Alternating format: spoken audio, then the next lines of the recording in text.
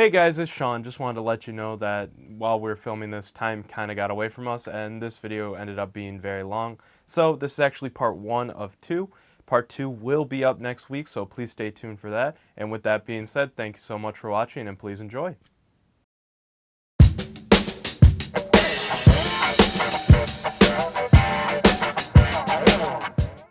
Hi everybody, welcome back to The Fine Cut. I'm your host, Sean Donovan, and my guest today is Ryan Homrocky.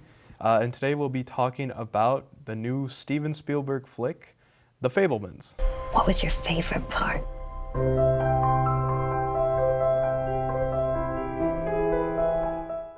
So, Ryan, what'd you think of The Fabelmans? Well, should we talk about our experience on how we saw this movie? I think it's a good one to start with, yeah, definitely. So we all went to Toronto, and we got up at 5:30 in the morning, 5:45 in the morning. Waited 2 hours in line to see this movie. That was really rough, honestly. It was rough, but it was fun. Oh, definitely, it was very fun. We met Kristen in line. That was fun. Again, we saw all the press people coming up. They went in first. And we were kind of debating, are we gonna do it or not? And then, lo and behold, we get in, and we sprint as fast as we possibly can. We're leaping over chairs to get to our spot. I almost tripped. I do remember I was getting a Knives Out ticket because I was very like, we might not get in. Yeah. And I saw you and our good friend Luke running in, and you guys are just jumping up and down. You're like, we got in. Yeah. So it was, I was very happy that we were able to get into that, especially, it was the second showing of it ever. Second showing of it ever, and it wasn't even full. Yeah, but I mean, I get it's 8 in the morning, but it. Plus all the other press people were in the screening with Steven Spielberg, Yeah, there. That's So. true. That's true. But yeah, what did you think of The Fabelmans? So I obviously, since it's Spielberg, I had a lot of hype going into it. But since it is a story about his life and him just making it's not officially his swan song because he's still going to do other movies. But I always get a little skeptical when people make movies about themselves. But I figured if anybody could pull it off, it was him. And I think he pulled it off very well. He did. It is a genuine, good. It's I compare it to Belfast because I think it is the same type of movie where Belfast is kind of yeah, I love my home. Where Spielberg's I love my career. I love my career. I love my family, and this is where I came from. Mm-hmm. So I think that's a big reason why it worked. It also worked for me too because one of my niche genres of film are reflection and self-reflection movies on where you grew up, what you could have done differently, and obviously him making movies, him being bullied in high school. Obviously, you always think back to that. It's what could I have done differently? Oh, should I have said something else to my dad? But it's those moments that I always think it's the what ifs. That just it always gets my brain going. Yeah, it's this film, it is, like I said, I definitely think this is his love letter to his parents, and it is one of those films that you can see his process of kind of accepting what his parents were throughout it, because a big part of this movie is that his dad is a computer scientist and his mom is a concert pianist. It's two very separate worlds. Yes. And it's kind of him accepting that they are two very different worlds. And I love this movie. No, it's so good. It's very good. Although I think we have to specify that since it is a movie about Spielberg growing up in the 60s and him learning about his love of film and making film, it's a very niche target audience. Definitely. Which is one of the big reasons why we are talking about this movie, is because as of now, it's not doing too hot in theaters. It is not making hardly any money, which is sad to say. It should be making more money, but it's not. And I think a big thing is because it is a family drama, and it's a very award It looks like it's It looks like a typical Oscar bait. yeah. Um, But it's good. It's that's like that is the difference. Yeah. Is that it's good, and again, we might even be having some bias since both of us are film majors. yes. And we are Spielberg fanatics because we got the lineup we got right we here. got the beautiful lineup right here. But I think for the movie's sake, if they focused more marketing on the family drama and maybe less on the film, but even though film is more important in the larger scope of the story, I can see why they would have that struggle yeah. marketing. It is a very hard movie to promote because it's kind of, do we go Spielberg thinks he's a genius and like he was always this, or do we go it's a family drama that every family will love, and I feel like they couldn't really find the middle ground there, and it hurts. The marketing hurts it because it is such a good film. It's a very sincere film that is very emotional. It doesn't help either that it is not a typical family drama. It's not yours, mine's, and ours. Nickelodeon comedy. This is a family like splitting up. Like this is like big heavy themes. It deals with a lot of heavier themes than a lot of family. I mean, even some of the movies that are not here, but like his movies like Close Encounters. Mm-hmm. It's a family that breaks up, but it's not so much like, it's not really, the emphasis is not really put on them breaking up. It's put on something completely different. Mm-hmm. Where this is a film that is the slow progression of the two very different people drifting apart. So yes, it is a it does that very well. It's a very beautiful film. It's a very beautiful movie, and there are a lot of heavy, hard-hitting scenes by the actors because we can, I guess, get into some of the acting. Yes, the cast is amazing in this. I think there is just standout performances from, actually, like every single actor. I think has their they have one their standout moment for everything. Mm-hmm. And the main actor, Gabriel Labelle, I think his name is. He holds this movie together. He holds it. Is this his first movie? I believe it might be his first movie. It's at least his first big movie. Yeah. Mm-hmm.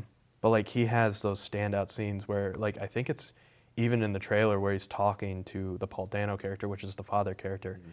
Mm-hmm. And he's like, "Can you stop calling it a hobby?"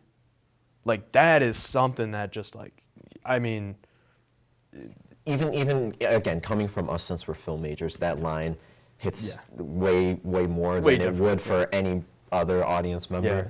But I mean, even then, it's like you can put that into like any real art sense. I mean, that's true. Like imagine your dad saying that. Like, imagine you're going into like graphic design and your parents going, "It's a hobby," and you're like, "No, this is my art. This is my career," kind of thing. So, but like that's like really good performance. Seth Rogen.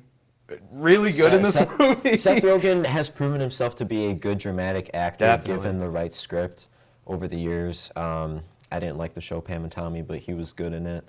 The Steve Jobs movie. Oh, yeah. Given the right stuff, he can do good. Definitely, and I think like that last scene that he's in, I'm pretty sure it's the last scene he's in, where he's like, "Take this camera. If you stop making movies, that's his scene. That's his.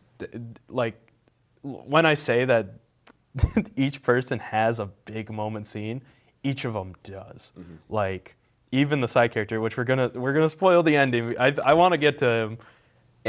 Well, we can put up a spoiler warning. We'll put up a spoiler and we'll just flash it right here. Spoilers. Even David Lynch, who's in this film, it's a weird casting choice, but it works really well.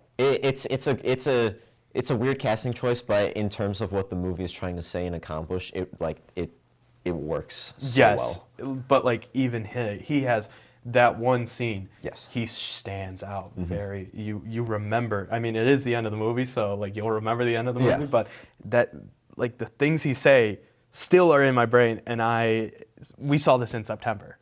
So Yeah, it hasn't left our minds. yeah, and I mean Judd Hirsch is. They show even Universal knows that that's one of Yeah. the big points of the movie, because I think in all the trailers and commercials they show Yeah. that scene.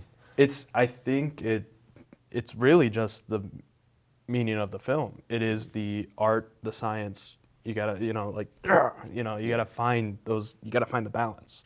So it's like Michelle Williams is great in this. Paul Dano's great.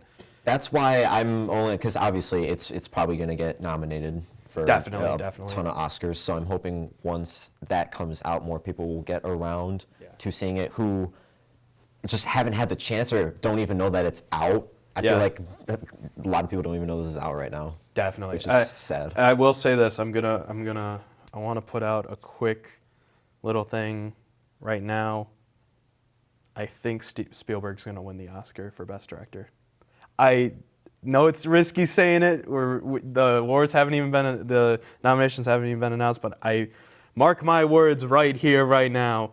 If he wins Best Director, I called it. This is too early to determine personally.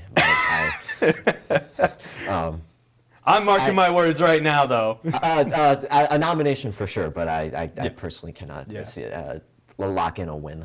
Definitely. At this moment. I mean, so Fabelmans is basically easily in my top 10. Easily in my top 10 of the year. Easily in my top 10 of Spielberg, and I know it's giving a little bit of a spoiler, but you want to rank? Yeah, let's do it. I think since this is his it's not his swan song, but I think this is a perfect movie to look back at his career. Mm-hmm. So, I've watched all the films. You've watched all of the films. So I think it's fitting that we rank them. So you wanna pull up your list? We can start. I'll let you go first. So what is your 34? Okay, so my number 34 is his first film, Duel. Made for TV, but got a theatrical release in Europe. You can tell it's made for TV. Definitely, yeah. It's just there's not a lot of meat on its bones. Yeah. There's one really good sequence where the main character goes into a diner. That is probably the standout scene from this movie. It is the standout scene. Should we talk about a little bit, just logline, just basic plot of the movie? Basic plot of the movie is guy pisses off truck driver. Truck driver tries to kill him. Yeah, adventure happens. It's not. It's my 34 as well. So that's my 34. Yeah. We have the same 33 as well, which is 1941. This is it's a weird combination of names. It really is. Directed by Spielberg, written by Zemeckis and Gale, starring Dan Aykroyd, John Belushi. It's sad to say, but Spielberg does not do comedy that well. Not this one, at not least. this type of comedy. This is definitely going for the more Animal House, National Lampoon vibe. But clearly, that's not what he wanted to do. Yeah. So it's just this weird conglomerate. I think the best way to sum this up is that it's a Zemeckis film that Spielberg decided to direct. It has everything that a Zemeckis film has, but it's just that name Spielberg right there that he tried to direct, and it's not good. So this is where our list divulges for for a while. But what's your 32? My 32 is 1991's Hook, starring Robin Williams. Now I know a lot of people hold this movie dear to their heart, but I did not watch this growing up. I just watched this, 5-6 years ago. So I kind of lost a little bit of that childlike wonderment for me. I still think production design is good. I think he definitely captures imagination well, but just in terms of me connecting with it emotionally and kind of laughing at more of the childish jokes, it just didn't really. All right. So my 32 is War of the Worlds. This is just didn't hit for me. It is a very it's a fast, slow movie for some reason. There's scenes where it's slow, and then it's also under 2 hours, and it just doesn't work for me. It's his bad Alien movie, so If you're looking at all of his involving yeah, aliens, it's not. I just don't like it. It's not my favorite. my 31 is War of the Worlds. This movie is frustrating. It is. Because there's a lot. Everything is set up for it to be good, Definitely. but I feel like it's just a lot of wasted potential. Yeah, going back to my point of like, it feels like it just is trying to get to the next story beat, and it just is like, yeah, I do like the segment where they cut to Tim Robbins' basement. I feel like they do set up a lot of good tension there. Yeah. But it's kind of just like a point A to point B movie, but in between point A to point B, there's points like A1, A2, A3. Yeah. It's just, and it goes on for like way too long. Yeah. So my 31 is Always. This is not a lot of people know this one. It's It's a weird one. Yeah, it's lower on the list. It's a sappy romantic movie that just doesn't work for me. Do I dare say, because I getting a little bit ahead, I have this a little bit higher up Yes. for me, but dare I say this is like his version of a Hallmark movie? Yes, actually, Yeah. yeah, that is Okay. perfect, because so basically the plot is guy dies in a plane crash and then is a spirit and comes back to help his girlfriend Just overcome the grief. overcome his grief or overcome the grief of his death, and it's very sappy, and I think you put it perfectly. It is his Hallmark movie. It's his Hallmark movie, but I tend to kind of like more so of those Yeah. cheese To each his own. elements. But yeah. To each his own. So what do you have for your 30th? Because, all right, so that's why I'm saying cheese, because I got to kind of preface this. This might be the biggest hot take on this list, but number 30, I got Temple of Doom. Yeah, this is low for Indiana Jones, and I can hear some sighs from the crew over there. But, yeah, I get that Spielberg and Lucas have both previously stated that, like, when they filmed this, they were both in dark places of their lives. Yeah. And it shows. And obviously, Indiana Jones movies have those elements of darkness to them, but I just don't think for it being like stretched out through the whole movie that it just fits that formula that they especially succeeded with Raiders. There's stuff that I like. I like the Carmine sequence. Yeah, that's a great car sequence, chase. yeah. I like the opening at the club. Oh, that club opening is probably like, it definitely for me is like the peak. And I have it higher, but that's also biased because I love Indiana Jones. But it is the weakest of the film, or the weakest of the films, or actually not the weakest of the films. Because I just noticed on my list that you're what I have in next soon, or soon I should say. But to compare, at least for me, Temple of Doom to War of the Worlds, I still find it frustrating. Definitely. I feel where you are. But my 30th is Amistad. It's a drama. He does drama well, and it's not a bad drama. For me, it's long and has a lot of just. I don't know. It's kind of in a weird spot in his filmography because he just finished Lost World, did this, and then is about to go into Saving Private Ryan. So it's kind of just like this weird. I feel like, because I believe this was the first movie that was officially produced and distributed by DreamWorks. So I think this movie was kind of just him. This was like the test. Yeah. It's like, oh, hey guys, by the way, we can do this. Yeah, it's like I said. I think to preface this list, I like all these films. I really do. Just there is some that I'm like, They're fine. Out of all of these movies, obviously we love some more than others, Yes. but even the ones that we don't like, we can still acknowledge that there Exactly. are aspects of like them like that for are- Duel, that one scene in the diner it is fantastic, honestly. And these have scenes that are just phenomenal, and I think that's also why Spielberg is regarded as one of the best directors of all time. Yes, So, absolutely. but yeah, Amistad, not my cup of tea. It's fine. Now 29. Can I say my 29? Sure. Because knowing your list, you're gonna not like this. But my 29 is, of course, Indiana Jones and the Kingdom of the Crystal Skull. Yeah, yikes. It's okay. I understand. Yeah. I acknowledge as well. Mm-hmm.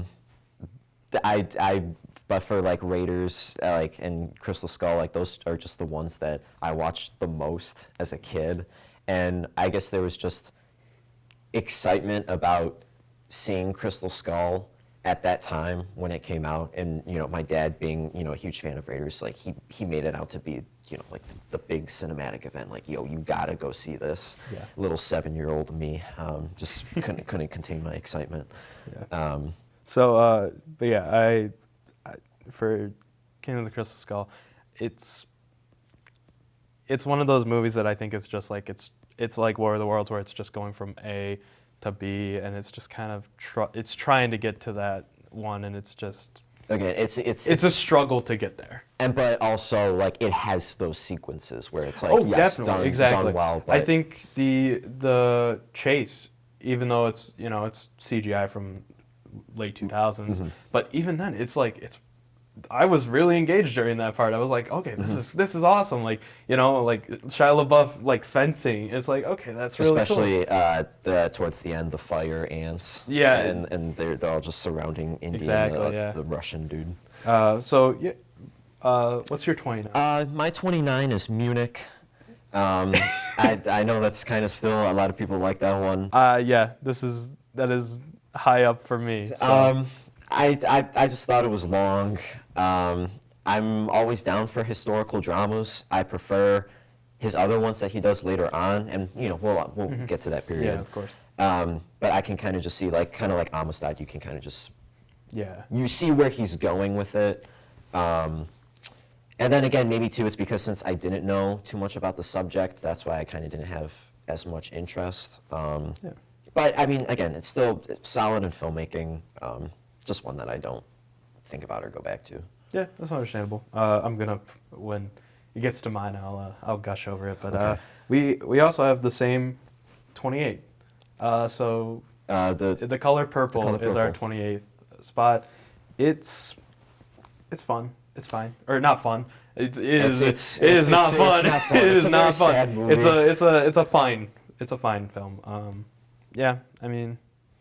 I think we're not the demographic for that film. No, So- we're not. I respect it though, Yeah, because it's very obviously he respectable. made it right after Temple of Doom and E.T. So everyone kind of thought it's like, oh, why is he like moving towards this weird, like drama play stuff? He should just be focusing on sci-fi. So I feel like Color Purple is kind of a huge point in his career to say like, yo, I'm more than just the shark. I'm more than the boulder. You bring up a good point, because looking at where some of these films sit, like The Color Purple and like Amistad, they feel like here's my rough cut of a drama that leads into the next big one. So, yeah, like I said, I don't really have that many thoughts on The Color Purple. It's fine. Yeah. So, do you want to go into your 27? My 27 is Amistad. So, again, kind of like what you just said, rough draft of a drama leading up to something bigger. And obviously Amistad has, bigger budget. I mean, but more so like a courtroom drama. Again, cast is good. They fine performances. Yeah. So my 27th is the BFG. It's an enjoyable kids movie. I mean, I only have that one higher on my list because BFG came out right after he did the period of like Lincoln, Bridge of Spies, like all those period pieces. So seeing him return to that kid, Yeah. like wonderment, it was nice to see, Definitely. and I appreciate that. Yeah. But yeah, so that one's a little bit higher. Okay. So what is your 26? My 26 is always. So obviously, like I stated before, I'm kind of a sucker for Hallmark cheese. And not to say that this is like Hallmark level, like you will not. No, you will yeah, not this see is on the this Hallmark is channel. not Hallmark level at all. But just in terms of tone, and maybe just more a little bit, on a deeper emotional scale, because I like Richard Dreyfuss in it. I think there's a lot of good emotional moments and beats. I really like John Goodman in this movie. I know he's not in it that much, Yeah. but he's the fun friend character. He's utilized So, very well yeah. with what he's given. So you're 26. My 26th is Hook. I think where you find faults in it, that's what I like about it. It is and I think it's a perfect pairing with the BFG, which is like this kind of childlike wonder of, like larger than life characters, and I think Robin Williams just gives a great performance. He does. And I mean, even Dustin Hoffman gives a good performance, but it's good. It's not his greatest, so that's why it's lower on the list. But yeah, it's a fun movie. I like it. So yeah, what's your 25? my 25 is War Horse. No, No. I disagree. No, you disagree. That's my number one. I'm getting that's your number one. 10 out of 10. Yeah, no, 2011, back to back, like literally same day or like a few days apart. He had Tintin and War Horse. Yeah. You'll see Tintin higher up on here, but War Horse. Like that, it's a World War I drama. I just feel like you don't really see too many World War Is, and especially even coming from Spielberg, who is always advocating World War II. Yeah. Honestly, kind of don't really remember too much from it, but I just remember I liked it. I saw it for my birthday. Good cinematography, good score. Yeah. I was happy with it. All right. Yeah. So my 25 is Lincoln. Okay. It's kind of like in the same. I think it's in the same vein as like Amistad, where it's like this historical drama. I'm not like the biggest fan of it, but I can definitely see where Spielberg is like, this is like, it's Spielberg. Mm-hmm. So like the performances, I think I had to have the Wikipedia page open for this because there's so many characters and so many names that just get thrown about. But like, even just that, like as like a critique, but it's still like all the performances are great. Oh yeah, no. Like absolutely. I think Daniel Day-Lewis does a fantastic job as Lincoln, and it really portrays his what he was probably thinking back when that happened. And Sally Fields is great. James Spader is awesome. Joseph Gordon-Levitt is just. There's one scene where he's, he sees the arms being dumped. Yeah. And he's like, I'm going to war. This is not all right. It's like it's just a great character movie. So. It ties back into family. But yeah, family. definitely. But it's like I said, like Amistad, it's a historical drama. I'm just not a huge fan of it. So I still like it. I still respect it. For each historical drama, he always tries something new. Definitely, yeah. And some are just better than others, in my opinion. So. Yeah, and in my opinion too. Yeah. So what's your 24? These kind of next two, they're all like the historical drama sort of period. But 24 is The Post. Okay. Because I remember when he was making Ready Player One, he said he was going to work on this while they were doing effects for that, and apparently they just filmed it like 3 months, and then it came out so fast. Because I know he said he wanted to do it especially for the times, like 2017, 2018. I think it's good. Mm-hmm. I know you're more of a big fan of the journalism movies. I'm a huge fan of journalism movies, so it's higher on my list. I'm not as big of a fan as journalism, but I do love that era of Vietnam and Watergate. So that's kind of what hooked me in. Mm-hmm. But also, originally Spielberg and Hanks. I mean, if you say they're making a movie again, like I'm there. it's gonna be at least I'm good. there. Yeah. So yeah, You just Yeah. post. Yeah.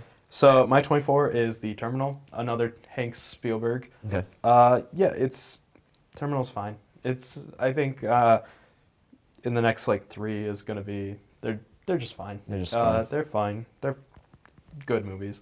Yeah, there's not really much to say much I have to say about The Terminal, except for like the MacGuffin is very just kind of weird. Like It's it's a MacGuffin. yeah. So, but yeah. My 24 is Terminal. What's your 23? My 23 is Lincoln. I think it was even my dad who was very adamant on seeing this movie because he loves There Will Be Blood and he knows Daniel Day-Lewis never disappoints. Never disappoints and never does a movie just for money. So when he was like, oh, Steven Spielberg and Daniel Day-Lewis, he's like, we're going. Like, and he was the adamant one. And it feels like, obviously, you know, if you show this in school, I feel like a lot of kids would just be bored. Yeah. But I feel like it's just a very well-made, like, movie that you would show to those classes in high school, where it's like, yo, and forget those old VHS tapes. We're not showing that. We're showing Lincoln. Yeah. Again, nothing else I can totally say. I love the Civil War period. I love that era of history. Daniel Day-Lewis is awesome as usual. Yeah. Yeah. So my 23 is Temple of Doom. I think we've talked about it enough, but like I said, it's fun. It's fun flick. I love the opening scene. I love the Opening scene's great. The minecart chase. But yeah, it's definitely the darkest of them, and that's why it kind of faults a little bit for me. But yeah, I think we've talked a lot about it. So Yeah. what's your 22? My 22 is Lost World. Just comparing it to the first Jurassic Park, it's so weird because you just know. But you're dressed as him. I know this does explain the outfit, as dressed as Ian Malcolm, but just knowing that they did it just because the first one was such a huge success, and they forced Michael Crichton to write the book. It's just you can tell that he did not want to do it, even though Spielberg wanted to do it, and he tried to adapt the story as best as he could. I just think the story that Crichton wrote, since he didn't care, that there wasn't much that they could do to save it. Yeah. Again, there's still entertaining parts. I love the last third act when they're back in San Diego. That's awesome. I love the scene where the RV's hanging over the cliff. That's just cool. Yeah, I'm gonna talk about when I get to Lost World. I want to talk about the third act quickly. Okay. All right. But yeah, my 22 is Warhorse. Like you I said, that was your number one. Yeah, I lied. I'm sorry. I like it. It really, it's weird to say, but the horse is a main character. He doesn't. I don't think it's weird. It's weird that all the characters are mainly human, except for E.T. But like he was just like, yeah, I'm gonna make a horse the main character, and he does it really well. Like I'm surprised I care about this horse by the end of it. Pull it off. Yeah, it's him. So yeah, I think Warhorse is a fun one, and like you said, a World War I drama. You don't really see those, and I was pleasantly surprised when I watched it. So that's my 22. What's your 21? My 21 is BFG. Again, just kind of like that childlike wonderment after all the historical periods. And technically, this is like his only official Disney movie. Like you will see the Disney logo over the title, which I don't know. I just think it's weird to see. It is weird to see that he worked with like Disney for it, but I mean he is closely associated. He is. So it makes sense. But yeah, my 21 is Ready Player One. I was way too excited when this movie came out. Me too, and I still have it higher up. Yeah, I love this movie for the simple fact that it's like it's weird to say, but it is like this like sophomore year of high school kind of thing. Like I read a book. I finally read a book after like 5 years of just not reading. So I like it. I like how they adapted it. Yeah, it's just a fun movie. It is fun. I mean, that last battle I was watching, I'm like, yeah, let's go. Like I'm pumped up and pointing out all the Easter eggs. I'm like, you know. I will say, even though I have it higher up, that I feel like that got a little too overboard with me. Yeah, I like it definitely. I like it when it gets to the simpler Mark Rylance scenes. That's where I absolutely. I'm gonna talk about Mark Rylance in a few seconds here, or a few minutes here. But, Okay.